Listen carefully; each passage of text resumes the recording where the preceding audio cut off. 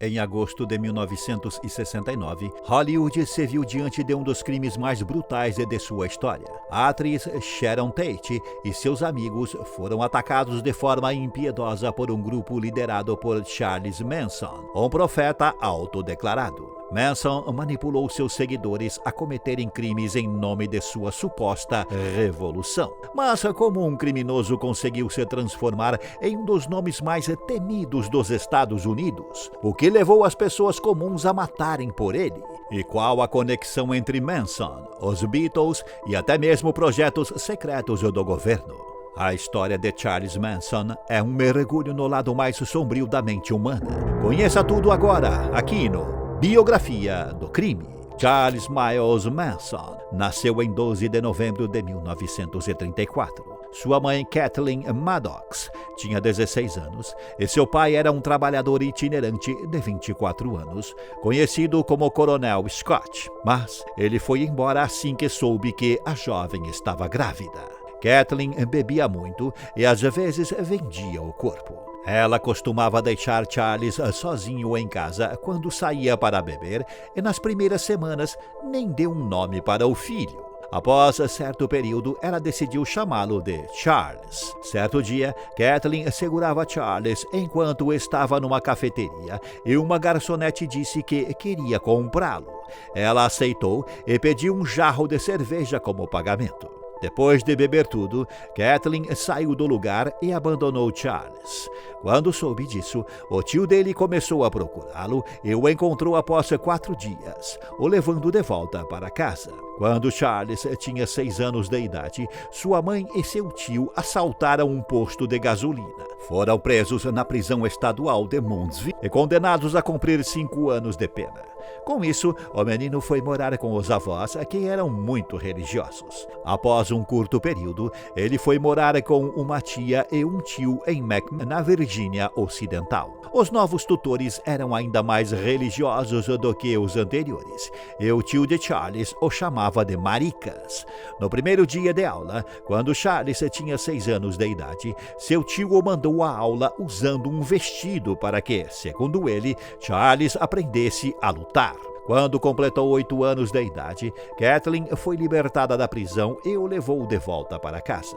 Ela se tornou pior no período em que ficou atrás das grades. Ainda estava viciada em bebidas e constantemente se envolvia em problemas com a polícia. Por causa disso, ela e Charles se mudaram para o meio oeste. Quando tinha 9 anos de idade, Charles deixou a escola e se tornou acostumado a ser um nômade solitário. Ele vivia no seu próprio mundo, sempre observando tudo ao redor e criando a própria realidade, uma na qual vivesse longe de sua mãe, que ele considerava um caso perdido. Charles foi pego roubando aos 9 anos e enviado para um reformatório.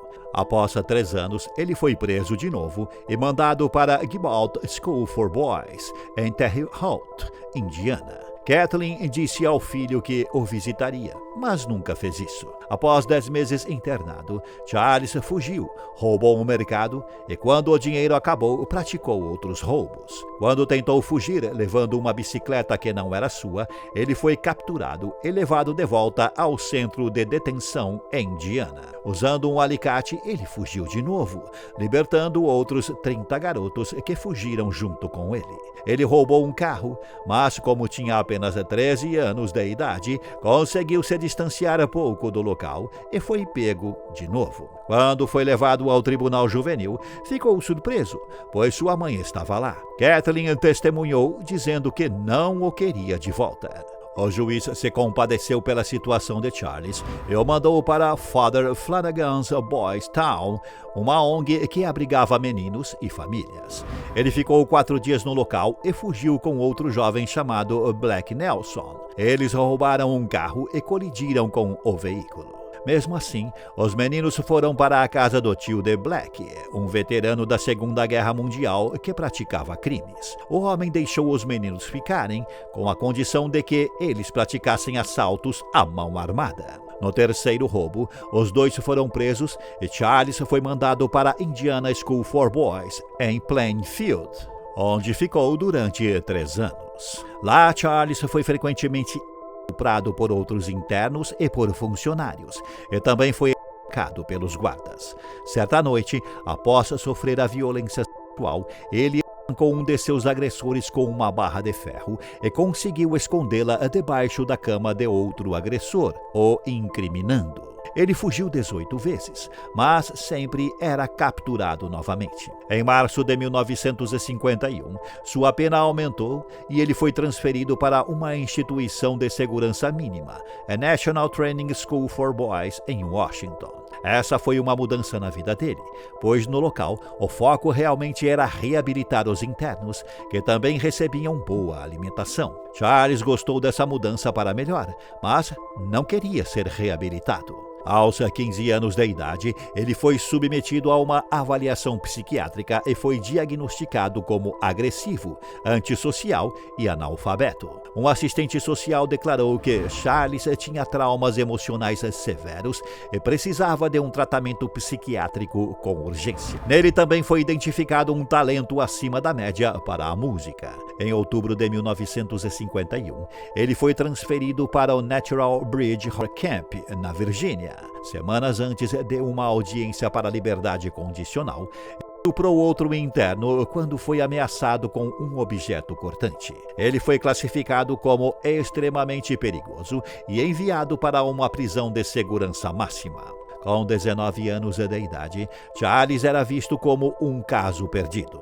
No entanto, surpreendeu as pessoas ao se tornar um prisioneiro exemplar. Ele aprendeu a ler, a fazer cálculos e trabalhava na manutenção de veículos. Em 1954, ele recebeu um prêmio por bom comportamento e recebeu liberdade condicional. Este poderia ser o início de uma história de superação e de alguém que, apesar de toda a dor que enfrentou, conseguiu se transformar. No entanto, o que aconteceu é que a vida de Manson tomou um rumo assustador, o qual envolve outras pessoas e que deixaria um rastro de violência e terror que são lembrados até hoje.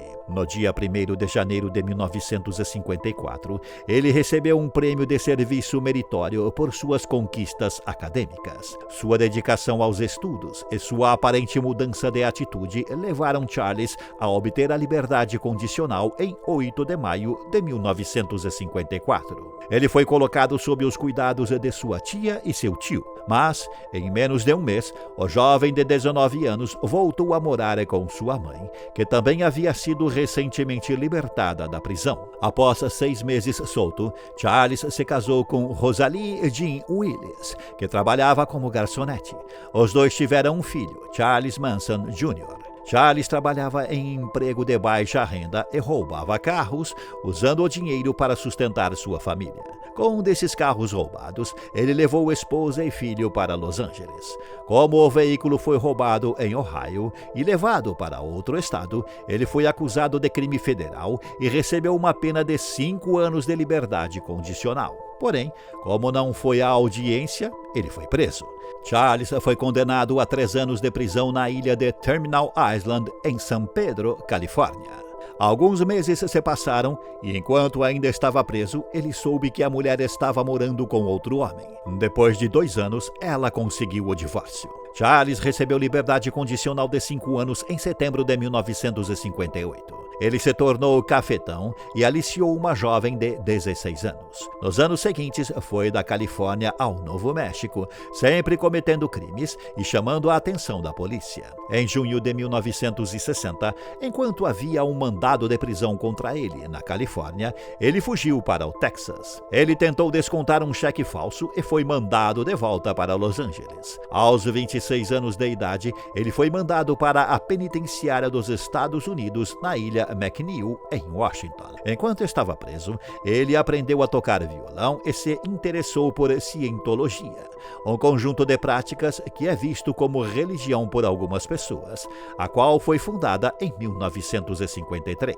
Charles se tornou obcecado pelo grupo musical Os Beatles e acreditava que, se treinasse bastante e recebesse apoio, ele conseguiria uma fama maior do que eles. Nesse período, ele se dedicou muito à música e começou a tocar guitarra havaiana com Alvin Karpis, um ex-integrante da gangue Ma Barker e ex-inimigo público número 1. Charles chegou a escrever entre 80 e 90 composições musicais em um ano. Anos depois, A wannabe musician, Manson thought the Beatles song, Helter Skelter, was an anthem to Armageddon, a message to him to get things started. Karpis descreveu Charles como um manipulador nato. Charles foi libertado em 21 de março de 1967. Ele chegou a pedir para continuar preso, mas teve seu pedido negado. Fora da prisão, ele foi até o distrito de Haight-Ashbury, em São Francisco. Ele tinha apenas $35 no bolso e sonhava em se tornar um artista mais famoso do que os Beatles. A situação de Charles era difícil. Ele sobrevivia de esmolas, até que conheceu a bibliotecária Mary Brunner, de 23 anos. Ele conquistou a mulher e em pouco tempo foi morar com ela. A casa de Mary se tornou o abrigo de várias outras pessoas. No total, 18 mulheres foram morar na casa. E ali começava o que se tornaria a família Manson. Charles convenceu Mary a largar o emprego.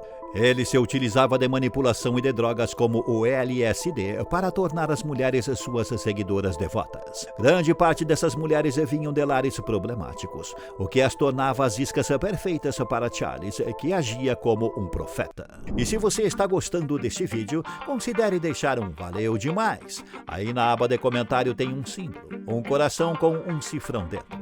Para fazer uma doação em dinheiro, basta clicar nessa opção e escolher um valor. A sua contribuição é extremamente importante para o andamento do canal. Nesse momento, a ascensão hippie acontecia e se encaixava nesse estereótipo. Para se manter, o grupo praticava roubos e mesmo que eles mesmos estivessem aumentando as estatísticas de criminalidade, Charles culpava os afro-americanos por isso. Uma das marcas de Charles, além de seu olhar penetrante, é a tatuada na sua testa. O grupo, liderado pelo autoproclamado profeta, roubou um ônibus escolar amarelo, o pintou de preto e dirigiu pelo litoral da Califórnia, passando pelo México e chegando ao Texas. Nesse trajeto, eles cometiam crimes e festejavam. Após 18 meses de trajetória nômade, o grupo se estabeleceu em uma casa de 2 andares em Topanga Canyon, próxima a Los Angeles. Em 1968, Charles conheceu Dennis Wilson,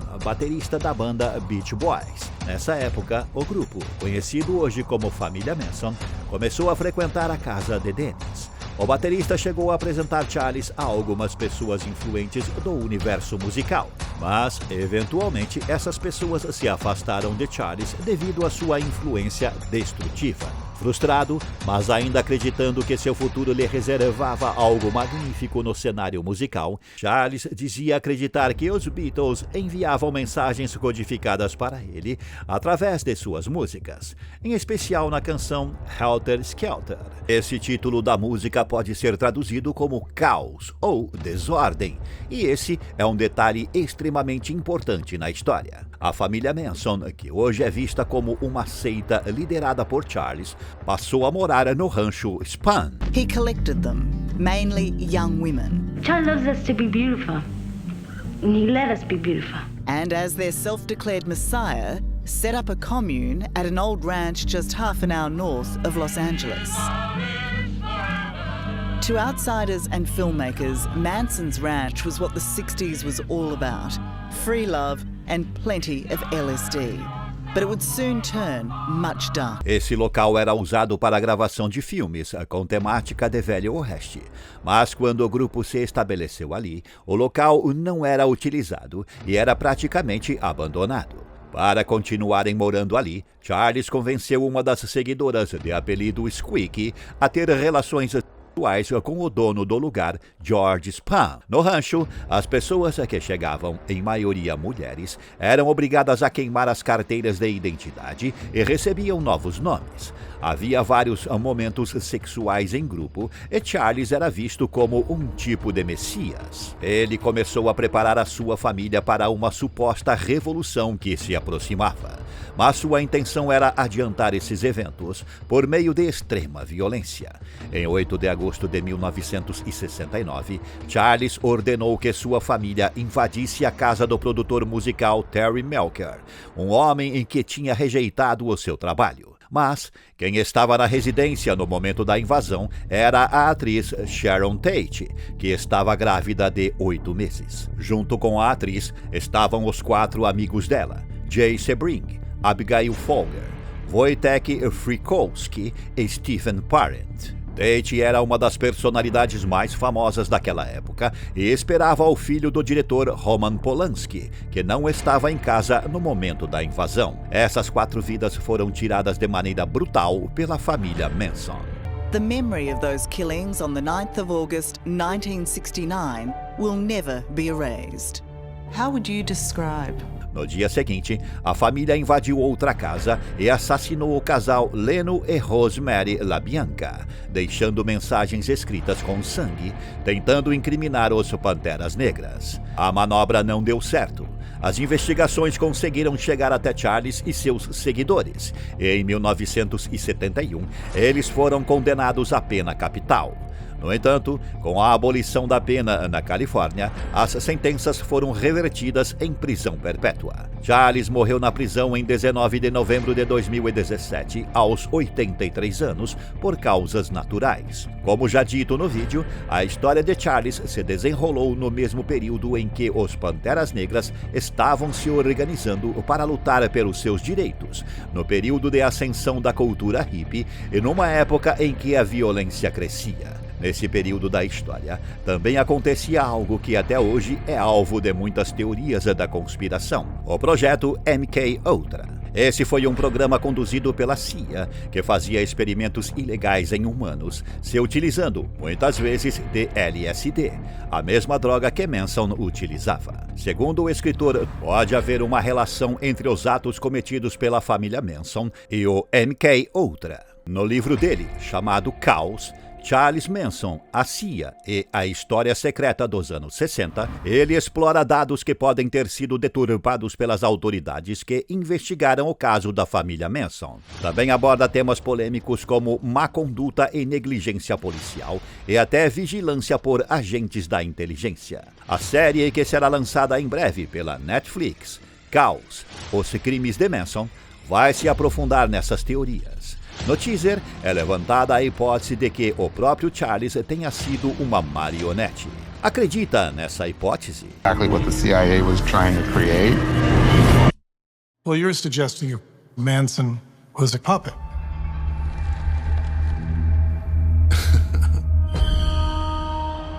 Qual sua opinião sobre esse caso chocante?